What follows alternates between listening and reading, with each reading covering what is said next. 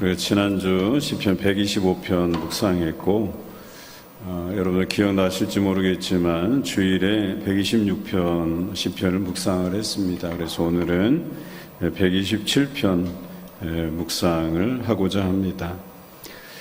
시편 127편은 순례시이면서 솔로몬의 시로 잘 알려져 있는데요. 특히 오늘 우리가 읽은 본문에 보면 헛되다라고 하는 표현이 종종 나옵니다. 3번 정도 나오는데요. 여러분들이 잘 알듯이 솔로몬이 통치 후반에 지었던 저작물 중에 전도서가 있죠. 이 전도서의 핵심적인 주제가 인생 무상이에요. 헛되다라고 하는 것이죠. 그러나 그냥 인생이 다 헛되다 이런 표현이 아니에요. 하나님의 사람으로 예수 그리스도를 닮은 제자로서의 삶, 또 성령 충만한 삶이 아닌 죄에 종된 삶을 살아가는 삶이 헛되다 이렇게 표현하고 있죠. 오늘 시편도 그 맥락을 같이 하고 있습니다. 그래서 아마도 오늘 시편이 솔로몬의 시인 것으로 보아서는 통치 후반에 지어졌을 가능성이 매우 높습니다. 우리가 살아가는 미래 사회에 관련된 오늘의 사회는 인간의 가능성에 초점을 맞추고 있어요. 앞으로 인간이 어떤 무한한 잠재력을 가지고 있고 또 도덕성이 확보되고 그 도덕성을 위해서 법률적인 부분들이 잘 보완이 되면 우리 사회는 더 나은 사회로 발전해 갈 것이다 라고 보죠. 이는 인간 자체에 대해서 무한한 가능성을 전제한 것입니다. 그런데 여러 종교 중에 이거 종교라고도 하기도 좀 그렇지만 유교가 이런 사상을 갖고 있어요. 유교는 대표적으로 도덕주의를 강조해요. 그래서 이상적인 도덕주의.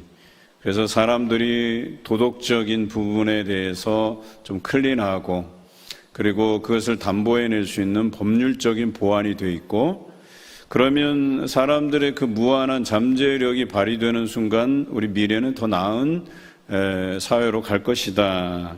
이런 희망을 인간에게서 찾고 있어요. 그러나 성경은 그렇지 않습니다. 성경은 인간의 무한한 가능성보다는 유한성에 초점을 맞추고 있어요. 인간은 유한한 존재고 그 유한성에서 어떤 뛰어넘을 수 없는 그런 존재라고 보죠. 그렇다고 해서 성경이 인간 자체에 대해서 희망이 없다 이렇게 보고 있지는 않습니다. 인간에게도 그런 무한한 가능성이 있을 수 있는데 그 전제가 뭐냐라고 하면 하나님의 사람으로 예수님을 닮아서 성령 충만한 삶을 살아갈 때 그런 인간에게 무한한 가능성이 있고 잠재력이 있고 그런 사람들이 주도하는 사회가 밝은 미래를 맞이하게 될 것이라고 성경은 이야기합니다. 그러나 반대로 죄에 머물러 있다고 한다면 그런 사람들이 사회 구성으로 여전히 분포되어 있다면 그 사회는 더 나을 것이 없다. 그래서 그들이 살아가는 인생은 결국 헛된 것이다 라고 이야기하는 것이 성경에서 말하는 인간론이라고 하는 거죠. 오늘 1절에 보니까 인간이 집을 세우는 행위 그리고 성을 지키는 파수꾼의 노력 또 2절에 보니까 일찍 일어나고 늦게 누우며 수고의 떡을 먹는 것이 다 어때요? 헛되다 이렇게 시인은 고백하고 있어요. 그렇다면 시인이 여기서 노래하는 바는 인간의 모든 노력이 다 헛되냐 그런 것이 아니라고 이야기하죠. 다시 말해서 우리가 하나님의 사람으로서 살아내고 예수 그리스도를 닮은 제자로서의 삶을 살아내고 또 성령 충만한 삶을 살아내면 그 인생은 헛된 인생이 아니라고 노래하는 아주 역설적인 내용이에요. 그러니까 뭐예요? 우리가 여전히 죄의 유혹에 빠져서 죄에서 자유롭지 못한 죄의 종된 삶을 살아가면 그 인생은 다 헛된 것이라고 시인은 노래하고 있는 것이죠. 이것이 바로 인간의 모든 노력들은 다 헛되다라고 단정한 것이 아니고 성경적 모델로 접근하지 않은 그런 인간의 모든 삶이 헛되다 이렇게 이야기한 것이죠. 앞서서 성경적 모델의 인간론으로 우리가 접근하게 되면 다시 말해서 하나님의 사람으로서 예수님을 닮은 제자로서 그리고 성령 충만한 삶을 살아간다고 한다면 집을 짓는 사람의 그 수고가 헛되지 않을 것이라고 이야기하는 거예요. 또 뿐만 아니라 파수꾼이 그 성을 지키는 노력도 헛되지 않을 것이라고 시인은 노래하고 있는 것입니다. 그리고 우리가 일찍 일어나고 늦게 누우며 수고의 떡을 먹는 것이 결코 헛되지 않을 것이라고 시인은 노래하고 있는 것입니다. 그래서 오늘 시편을 우리가 읽고 묵상할 때 여기에 주목해 볼 필요가 있어요. 우리가 어떤 사람이냐에 따라서 그 인생이 헛되기도 하고 아니면 헛되지 않고 그것이 열매 맺는 삶이 될 수도 있다라고 하는 것이겠죠. 그래서 저는 오늘 이 시인의 저자인 솔로몬의 통치 초반, 통치 중반, 통치 후반 이렇게 세 부류로 나눠서 이 시기별로 솔로몬이 어떠했는지를 한번 여러분들과 같이 묵상해 보고자 합니다. 통치 초반은 어떠했습니까? 솔로몬이 왕 위에 오르는 것도 사실은 쉽지 않았어요. 아도니아가 반역을 일으켰죠. 어찌 보면 솔로몬이 왕 위에 오르는 것이 순탄치 않았던 것을 의미해요. 그럼에도 불구하고 솔로몬이 자기가 왕 위에 오른 것을 감사해서 하나님 앞에 1,000마리 이상의 번제물을 드립니다. 그래서 그 제사로 인해서 하나님께서 솔로몬에게 이야기해요. 내가 무엇을 주랴라고 이렇게 물으시죠. 그때에 솔로몬이 요구한 것이 이 백성을 지혜롭게 재판하기 위해서 지혜가 필요합니다라고 이야기합니다. 그때 하나님께서 지혜만 주신 것이 아니라 솔로몬이 요구하지 않은 번영과 또 여러 가지 면에서 부족함이 없도록 솔로몬의 통치 초반을 채워주셨다라고 하는 것이죠. 우리가 잘 알듯이 솔로몬이 하나님께서 주신 그 지혜로서 그 두 엄마 간의 갈등, 아이 하나를 놓고 누가 진짜 엄마냐라고 하는 것에 그 갈등을 일으켰을 때 그것을 슬기롭게 재판한 모습을 성경에서 발견하게 되죠. 이처럼 통치 초반에 솔로몬은 하나님께 의지했고 하나님께서 그에게 주신 지혜로 말미암아 백성들을 잘 재판했을 뿐만 아니라 그들의 백성과 자기의 자녀들 세대, 다음 세대를 위해서 하나의 저작물을 쓰게 되는데 그것이 바로 잠언서라고 하는 겁니다. 그 잠언서에는 그들의 자녀들 또 자기 백성들의 다음 세대들 그 자녀들에게 꼭 필요한 말씀들이 적혀 있어요. 교훈들이 적혀 있어요. 그 교훈의 핵심은 뭐예요? 모든 이 땅에서의 지혜는 하나님의 말씀에서 나온다 이거예요. 그 하나님께로부터 받은 지혜로서 살아가면 그 인생은 결코 헛되지 않는다 이거였었어요. 그래서 솔로몬 통치 초반에 주변의 많은 나라들이 이 이스라엘을 주목해서 보았어요. 어떻게 하면 저 나라가 저렇게 잘 될 수, 저 나라처럼 우리가 잘 될 수 있을까? 이것을 고민했죠. 솔로몬 때 영토가 최대치로 확장이 됐고 또 다른 나라로부터 침략을 받지 않도록 그 땅을 굳건하게 지켰죠.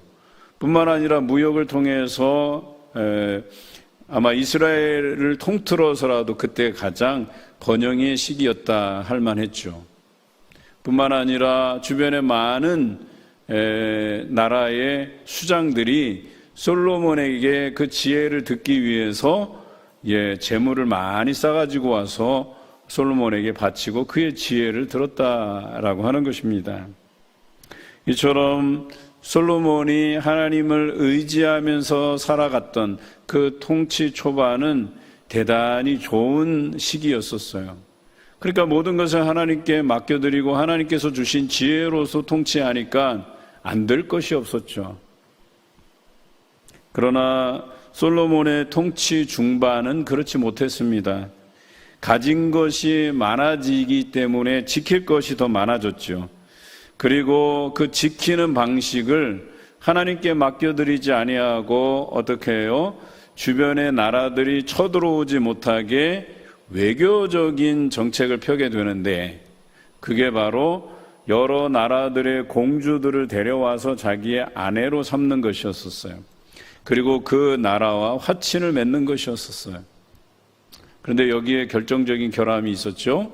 그들이 들어오면서 자기들이 섬기는 신들을 가지고 들어왔어요. 우상들을. 그 우상들이 백성들 사이에 퍼져나가기 시작했고, 이스라엘은 하나님을 섬기는, 그 유일신이신 하나님을 섬기는 민족이었는데 결과적으로 여러 우상들이 들어오면서 나라를 어지럽게 만들었다. 그 단초를 제공한 왕이 바로 솔로몬이었다라고 하는 것입니다. 결국에는 이 이스라엘이 분열되고, 또 북왕국 이스라엘은 아수르에게 망하고 남왕국 유다는 바벨론에게 망하게 되는 결과를 초래하게 돼요. 그 잘못된 판단 하나가 국가의 존립을 흔들 만큼 그 판단이 옳지 못했다라고 하는 것이죠.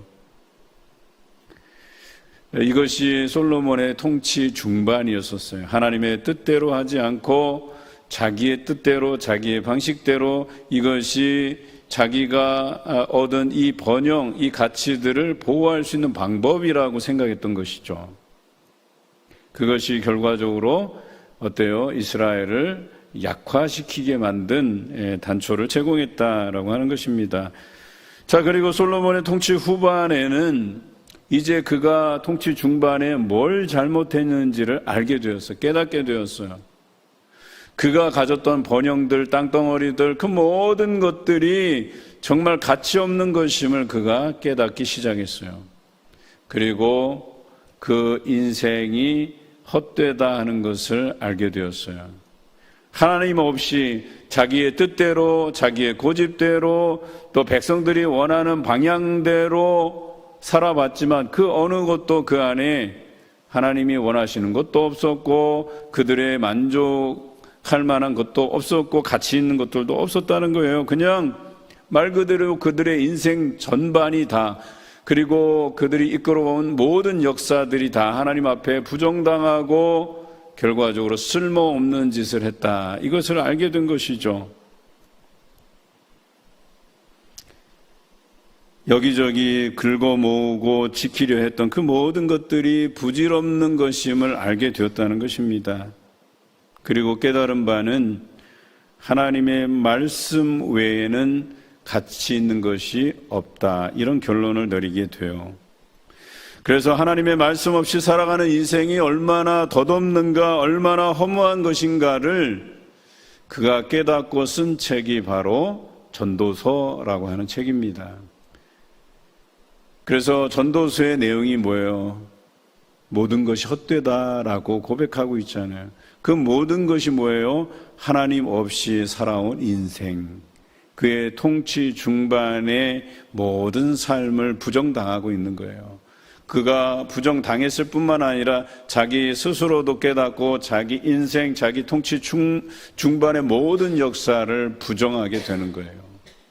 그리고 다시 통치 초반으로 돌아오려고 그가 몸부림치면서 애써봐야 이미 백성들 안에서 하나님을 외면하고 그 우상들을 섬기는 삶이 속속들이 들어가고 썩어질 대로 썩어져서 이제는 도무지 돌이킬 수 없는, 그래서 하나님의 진노하심을 피할 수 없는 그런 상황까지 이르게 되었다라고 하는 것이죠.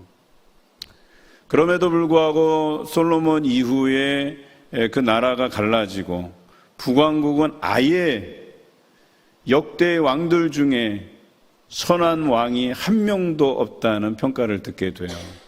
그나마 남왕국 유다는 손에 꼽을 만한 5 왕이 그나마 좀 하나님 앞에 다윗의 길을 걸었고 그래도 선한 왕이었다고 인정받습니다. 21명의 왕이 있었지만 겨우 5명, 그것도 뭐 만족할 만한 수준도 아니에요. 물론 역대기에 의하면 1명이 더 추가돼요. 므낫세였어요. 그래도 이 왕은 그래도 굉장히 악한 길을 걸었다가 나중에 다시 회심한 그것을 하나님께서 선하게 여기셨다라고 하는 거죠. 뭐 요 정도예요. 그래서 이 나라가 결론적으로는 어때요? 그 잘못된 판단으로 인해서 결과적으로 멸망에 이르게 된 것이죠. 그들의 그 결과물로 인해서 그들의 역사는 다 무너진 것 같았지만 그래도 하나님께서 그들을 다시 세워가기 위해서 에스겔 선지자를 통해서 설득하고 또 다시 가르치고 다시 말씀의 자리로 돌아오고 그들에게 가치 있는 것은 솔로몬 때의 번영이 아니고 다시 말씀 위에 차근차근 그들의 인생과 또 이스라엘 나라의 역사를 다시 써가는 작업이었었어요. 여러분, 모든 것이 다 제로에서 다시 시작하는 거예요. 제가 전에 에픽 페일이라는 단어를 한번 말씀드린 적이 있어요. 완전한 실패, 완전히 망해봐야 다시 시작할 수 있는 거예요. 그런데 뭐 이 정도는 괜찮겠지, 우리 이 정도 잘 하고 있는 거야, 이것으로는 교회가, 가정이, 개인이 하나님이 뜻하신 바대로 온전히 서지 못해요. 그게 완전히 다 싸그리 망해봐야, 다 주저앉아 봐야 내가 뭔가 잘못 쌓았구나 이렇게 생각하고 다시 쌓게 되는 거예요. 여러분 블록 쌓기 해보셨어요? 뭐 성냥각이라든지 블록 쌓기를 하면 얼마나 재밌냐면 잘 쌓으면 그래도 꽤나 높이 쌓을 수 있는데 이게 첫 단추가 잘못 끼워지잖아요. 그러면 세우면 세울수록 어때요? 야, 이건 무너지겠구나 이 생각을 하게 돼요. 그리고 어느 순간에 와르르 무너져 내려요. 이해되시죠? 잘 쌓아야 돼요. 기초부터. 내가 예를 들어서 한 1m를 쌓겠다 그러면 그 1m를 쌓기 위해서 기초를 단단하게 쌓아야 돼요. 1m를 쌓는데 성냥갑 하나 딱 놓고 그 위에다 올리기 시작하면 1m 쌓을 수 있을까요? 모르겠어요. 여러분들은 뭐 기술이 좋아서 쌓을 수 있을지 모르겠는데 쌓지 못해요. 불가능해요. 그러니까 성냥각을 뭐 바닥에다 쭉 많이 깔아놓고 거기에 차근차근 피라미드 쌓듯이 막 올라가야 겨우 1m 쌓을까 말까. 그런데 중간에 쌓다 보니까 어때요? 1m 또 못 쌓을 것 같아. 그럼 어떻게 해요? 허물고 다시 해야 돼. 다시 기초를 어떻게 더 넓게 잡아야 돼. 충분히 넓게. 그렇게 해서 계산해 보는 거죠. 계산해 보고 요 각의 높이가 어느 정도니까. 그래서 쌓으면 1m를 아주 견고하게 쌓을 수 있겠다. 뭐 이런 생각, 이런 계산이 들잖아요. 여러분 완전히 다시 시작해야 돼요. 우리의 신앙이라는 거 지금까지 뭐 그럭저럭 잘 살아왔는데 뭐 앞으로도 좋아지겠지가 아니에요. 신앙은. 잘못된 것들은 솔로몬의 이 시편의 고백처럼 모든 것이 허사가 되고 헛된 것이 돼요. 아무리 첫 단추를 잘 끼워도 중간에 잘못 쌓으면 끝나는 거예요. 그래서 솔로몬이 다시 고백하잖아요. 자기가 걸어온 인생이 다 헛되고 헛되었다. 다시 쌓는 거예요. 오늘 전도서도 그렇고 오늘 이 시편도 그렇고 우리가 이것을 묵상하면서 우리의 인생을 점검해 가면서 우리가 진짜 인생 잘 살아왔나? 이거 점검하라는 얘기예요. 우리가 잘못 살아왔으면 다시 시작하라는 거예요. 처음부터. 정말 내가 잘못 살아왔구나 판단될 때 하나님 앞에 다시 시작하셔야 돼요. 우리가 300예배 올 초에 목표를 하고 시작했어요. 제가 말씀드렸죠. 주일 오전, 주일 오후, 수요 예배, 그 다음에 금요 새벽 예배 2번 정도는 드려야 300예배 달성할 거라고. 이게 어디 쉽습니까? 쉽지 않죠. 수요일만 해도 여러분 아시잖아요. 한번 둘러보세요. 남자분들 몇 분이나 계신지. 10손가락이 아마 안 될걸요. 제가 몇 주 쭉 통계를 내봤는데 참 남자분들 10사람 찾아보기 힘들어요. 그럼 왜 수요일날 안 나올까? 직장 때문에? 그냥 단순히 직장 때문에 그럴까요? 그렇지 않아요. 우리가 뭔가 잘못 시작했어요. 하나님 앞에. 우리가 결단하고 가장 기초적인 것 하나님 앞에 예배드리는 자세부터 제대로 갖춰져야 되는데 예배에 대한 기초도 안 쌓으면서 말만 많아지고 머리만 똑똑해지고 그런 자세로 하나님 앞에 열심히 이어봐야 정말 가치 없는 것들이고 그냥 허공에 되는 메아리처럼 여러분이 아무리 뭘 외쳐봐야 소용없는 것들이에요. 하나님 앞에 기초적인 것들이 생활화되지 않는데 저는 오늘 이 시편을 여러분들이 묵상하면서 이 솔로몬의 통치 초반, 중반, 후반의 그 역사와 그 개인적인 삶에 대해서 한번 연구해 보시기 바라요. 나는 어떠한가? 여러분 늦지 않았어요. 다시 시작하셔요. 다시 쌓기 시작해야 돼요. 기본으로 돌아와서 내가 말씀에 무지했다면 다시 말씀을 읽기 시작하셔야 돼. 다시 쓰기 시작하셔야 돼. 다시 아카데미에 와서 말씀을 배우셔야 돼요. 말씀에 무지하면 삶도 무지해져요. 판단력도 무지해져요. 모든 것이 그 영적 무지 안에서 올바른 판단을 할 수가 없게 돼요. 그냥 멸망을 향해 치닫는 그런 어리석은 짐승처럼 되고 만다라고 하는 거예요.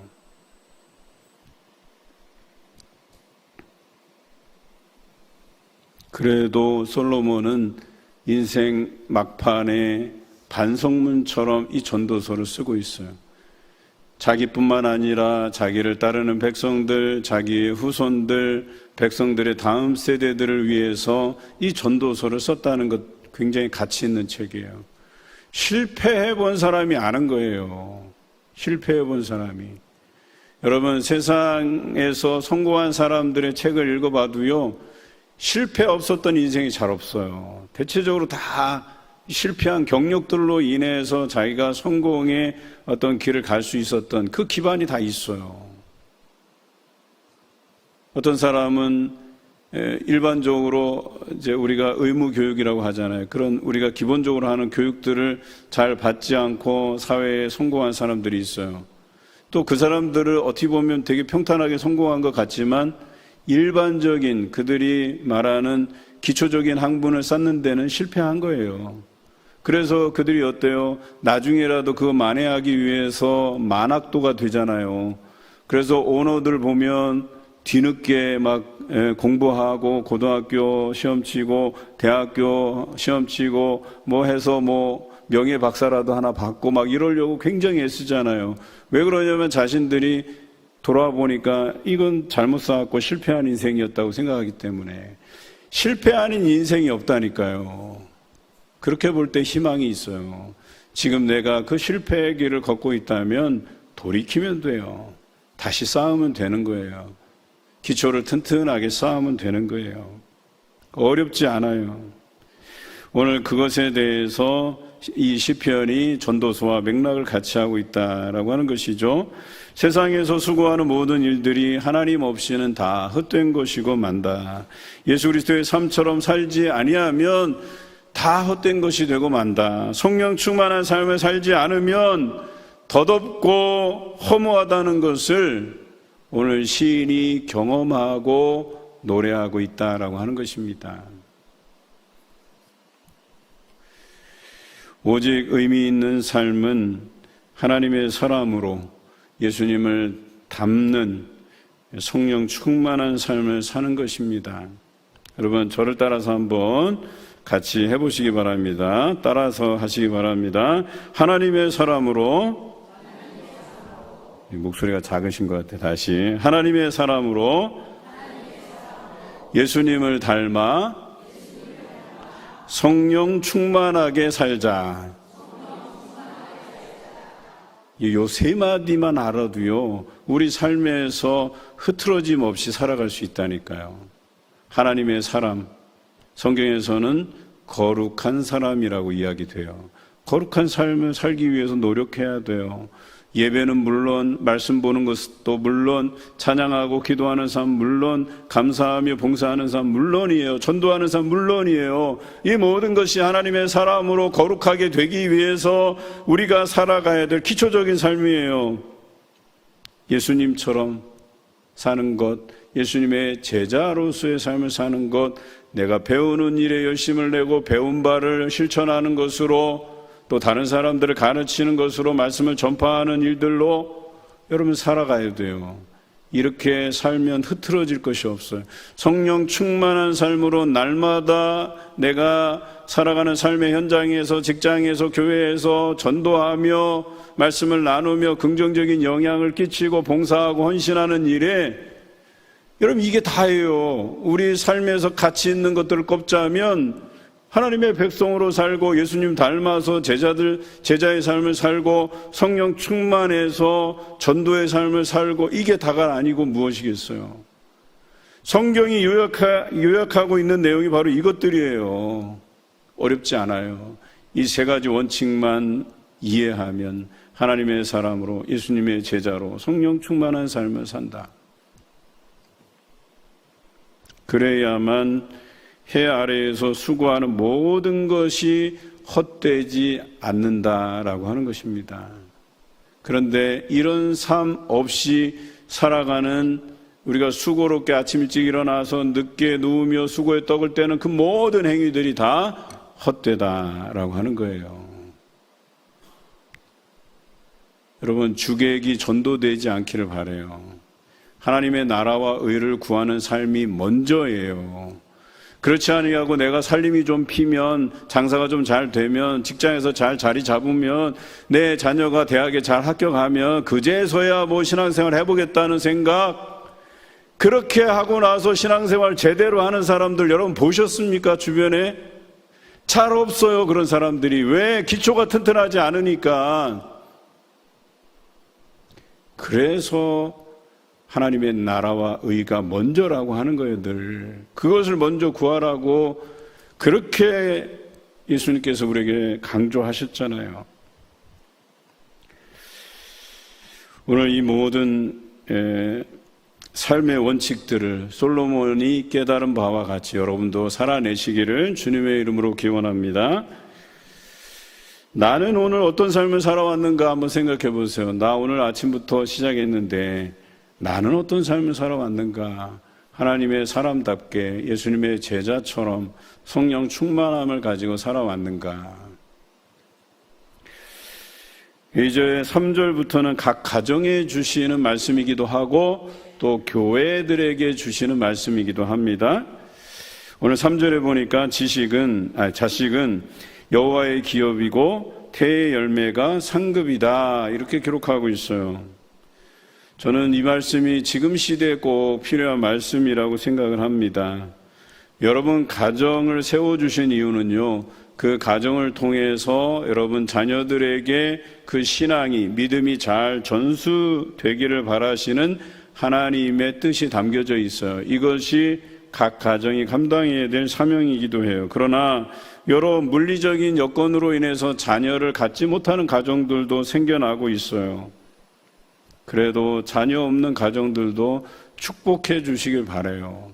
여러분 그런 가정들도 하나님의 뜻이 있는 거예요. 꼭 자녀가 그 안에서 출산이 되어야만 그것이 다 하나님의 사명인 것으로 착각하지 마시길 바라요. 가정을 이루어서 자녀가 없더라도 그 가정을 축복해 주세요. 그 가정도 또 다른 일들로서 쓰임 받으실 거예요. 또는 대승적인 마음으로 내 자녀가 아니라도 남의 자식이라도 내가 입양해서 키울 수 있다면, 그래서 그 자녀에게, 입양한 자녀에게 복음을 물려줄 수 있다면, 신앙과 믿음을 물려줄 수 있다면 여러분 그보다 더 큰 거는 없죠. 이번에 청년부 수련회 갔더니 거기에 그 한 가정이 나왔어요. 보니까 저는 몰랐는데 크리스찬 가정이더라고요. 그런데 일찍이 이 두 사람에게는 큰 딸이 있어요. 입양한 딸이에요. 그런데 그들이 계획을 가지고 아이를 임신했는데 안타깝게도 유산이 됐어요. 제가 그 사연을 TV를 통해서 이렇게 보았거든요. 그럼에도 불구하고 실망하지 않고 두 내외가 또 다른 하나님의 뜻이 계시겠지라고 그런 잘 극복하는 과정을 제가 보니까 크리스찬이니까 가능했나 보다 이런 생각도 가져요. 그러다 한번 생각해 보세요. 그렇게 안타깝게 자녀를 잃었지만 그래도 입양한 큰 딸이 있잖아요. 대학 다니는 큰 딸이 있는데 여러분 그 딸에게 그 두 분이 그 신앙을 전수해 주지 않았겠어요? 여러분 그것도 얼마나 대단한 결단이고 용기이고 그것이 하나님께서 그들에게 맡기신 좋은 사명인지 저는 그 가정을 축복해 주고 싶더라고요.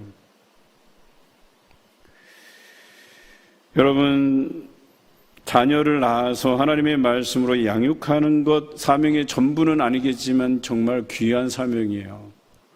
그리고 여러분 자녀들이 믿음 안에서 양육되고 살아가게 만드는 것 대단히 좋은 사역이에요.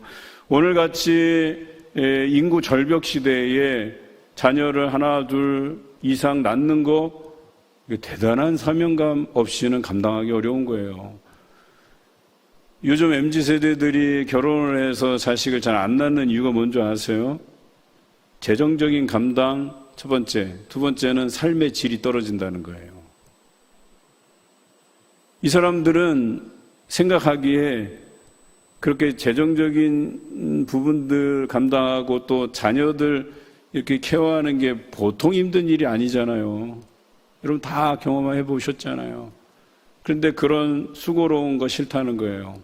그리고 그런 경제적으로 세이브 되는 것들로 자신들의 삶의 질을 좀 높여보겠다는 거예요. 어찌 설명할 길이 없어요. 그러나 오늘 성경을 기초로 해서 이 삶을 한번 분석해 보면 잘못된 삶이라는 거 대번 알 수 있어요. 과연 돈 아껴서 삶의 질을 높이는 게 인생에서 가치 있는 일이냐? 살아보면 알아요. 살아보면 알아요. 정말 내가 부질없는 것으로 인해서 잘못된 판단을 했는지를 알게 돼요. 그러나 여러분들 자녀를 낳아서 키우는데 얼마나 힘들었겠어요. 그런데 키워보니까 그 자녀들이 믿음 안에서 자라가고 양육되면 그것이 얼마나 내 안에 벅찬 감격으로 몰려오는지 여러분 다 경험하시잖아요. 그 자녀가 믿음 안에서 살아가는 것 그거 하나만 봐도 여러분 하나님께서 맡기신 사명 정말 잘 감당하신 거예요. 가치 있는 일 하신 거예요. 그런데 한 사람도 아니고 두 사람, 세 사람 우리 저 장미선 집사님네처럼 이렇게 다가정인 경우에 얼마나 보기 좋아요. 아이들 박하니 또 우리 박민아 집사님 가정도 아이들 많고 저는 많은 가정이 좋더라고요.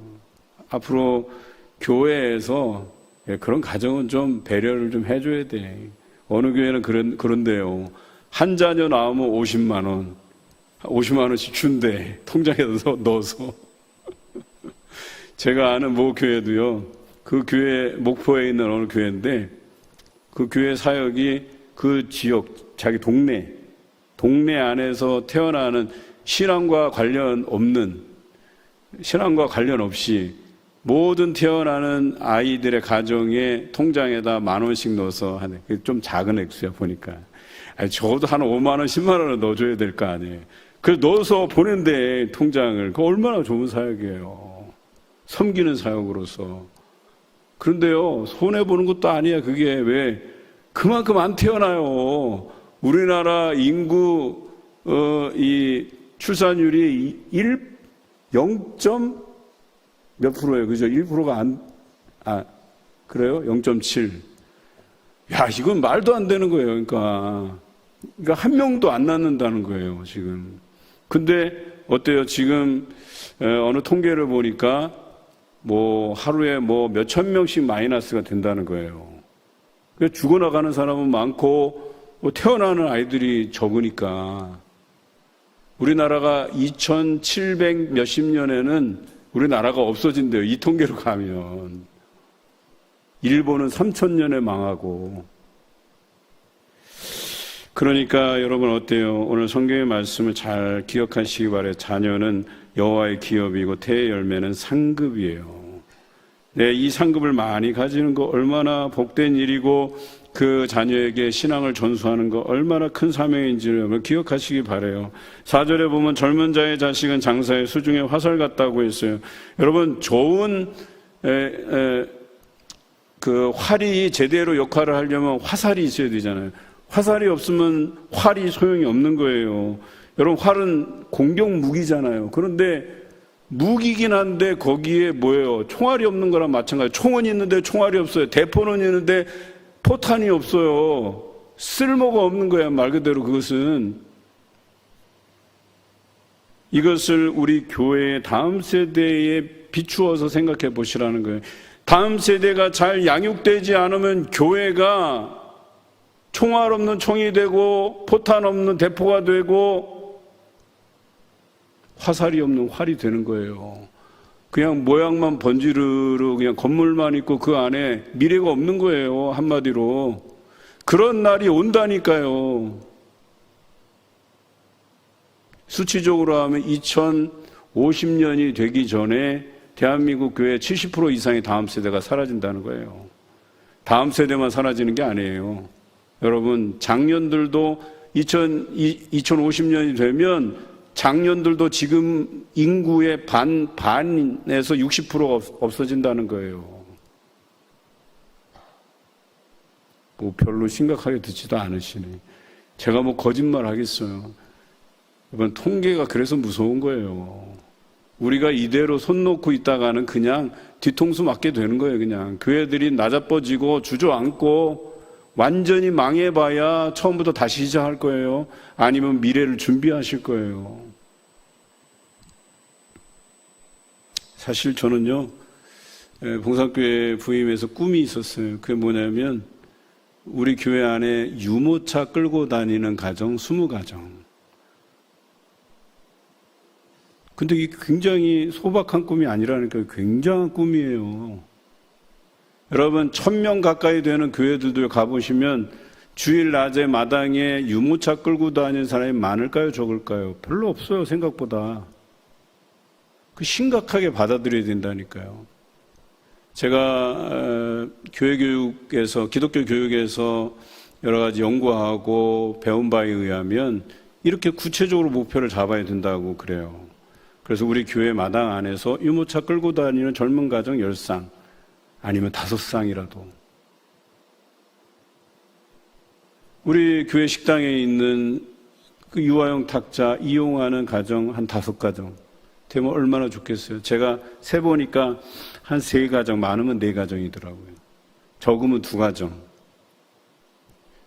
한번 생각해 보시는 거예요. 우리가 다음 세대를 생각한다면. 특히나 오늘 성경에서 말하는 젊은 자의 자식은 장사의 수중에 화살 같다 그랬어요. 교회가 쓸 수 있는 이 영적인 전투에서 쓸 수 있는 무기가 있다면 그 무기의 핵심적인 포탄이 되고 총알이 되고 화살이 될 만한 그런 다음 세대가 없다고 하면 교회의 미래는 없는 거예요. 그런데 그런 다음 세대에 좀 관심을 기울였다고 왜 우리 장년들한테는 관심 없냐고 이렇게 말할 처지가 아니잖아요. 우리가 지금은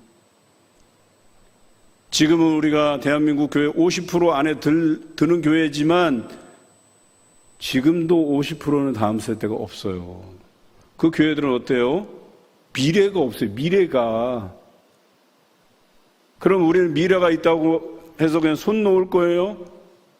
이 미래가 올라가면 올라갈수록 인원이 계속 떨어지고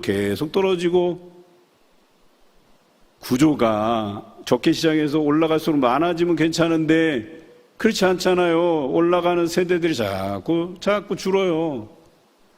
지금 30, 40대, 40대 후반까지 해서 허리 세대가 사라지고 있어요. 교회에서. 굉장히 심각한 거예요. 제가 책임을 통감한 게 남성교회 헌신 예배를 드려야 되는데 허리 세대가 없는 거예요. 드릴 사람이 없는 거예요. 임원들도 모일 시간이 없다고 심각하게 받아들여야 돼요, 우리가. 허리 세대 사라지고 다음 세대 사라지면 여러분 2050년이 되기 전에 봉산교회 다음을 기약할 수가 없어요. 그래서 젊은 자의 자식들이 장사의 수중에 화살 같다는 이 말씀을 기억하세요. 싸우더라도 무기가 있어야 싸울 거 아니에요. 우리 교회가 이 지역에서 선한 영향력을 끼치기 위해서는 다음 세대를 기억하셔야 돼요. 잘 가꾸어야 돼요. 이것이 강력한 영적 무기가 되고 부활의 원동력이 된다는 사실을 기억하시기 바라요.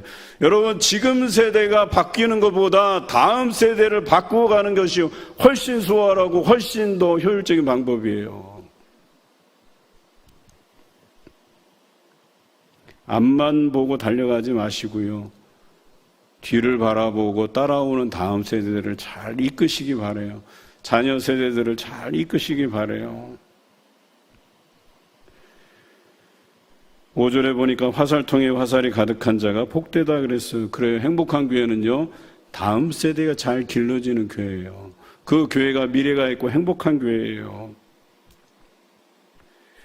그리고 그 나중의 결과가 이렇게 기록되어 있어요. 5절 하반절에 성문에서 그들의 원수와 담판할 때에 수치를 당하지 아니하리로다 그랬어요. 다음 세대를 잘 기르고 우리의 후세대를 말씀으로 잘 양육할 때 우리가 성문에서 원수들에게 수치를 당하지 아니하리라 그랬어요. 여러분, 이스라엘, 북이스라엘, 남한국 유다 다 다음 세대를 잘못 키워서 그래요. 그들이 하나님을 기억하지 못해서 그래요. 유월절을 그들이 지키지 못했고 애굽에서 출애굽할 때에 그들을 인도해내신 그 하나님을 기억하지 못했기 때문에 그들이 주저앉을 수밖에 없었던 거예요. 잘 기억하셔야 돼요. 그러면 구약에서 말하는 황금 세대들은 어찌 만들어졌겠어요? 만나 세대는 광야에서 그 어려운 시절에서 출애굽에서 그 광야에서 나고 자란 세대들을 말씀으로 잘 양육했잖아요. 결국에는 기존 세대들은 약속의 땅에 못 들어갔지만 이 만나 세대가 하나님의 말씀에 의존해서 살아가는 그런 세대가 약속의 땅에 들어간 거 아니겠어요? 사무엘 시대에 여러 지역을 순회하면서 하나님의 말씀 율법을 가르쳐서 그 배움에서 자란 세대들이 전성기를 이루었다는 것 아니겠습니까? 그 전성기의 가장 가운데 정점에 있던 사람이 다윗이에요. 그리고 그들이 완전히 망했을 때 다시 기초를 쌓고 그래서 예루살렘으로 돌아와서 다시금 새롭게 시작한 세대. 그래서 스룹바벨과 함께 예루살렘 성전을 재건하고 에스라를 통해서 말씀을 회복하고 느헤미야를 통해서 사회개혁을 이루고 예루살렘 성벽을 다시 재건하고 그렇게 해서 만든 귀환기 세대가 황금 세대가 될 수 있었던 것 아니겠습니까?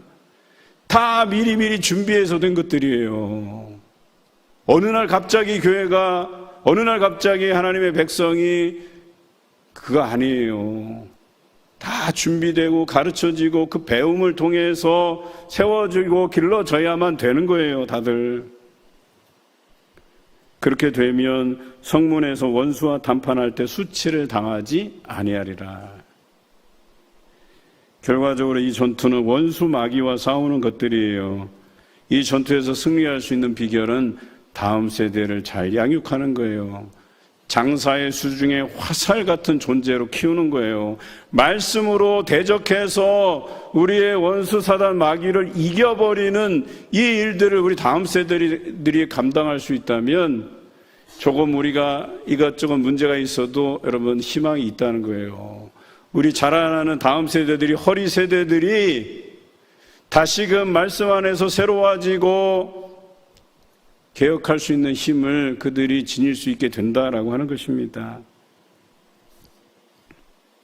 솔로몬은 자신이 가장 좋았을 때 통치 초반을 떠올렸어요. 그래서 하나님께서 주신 지혜로 다음 세대를 위해 잠언을 짓고 가르쳤던 그때를 추억하고 있어요.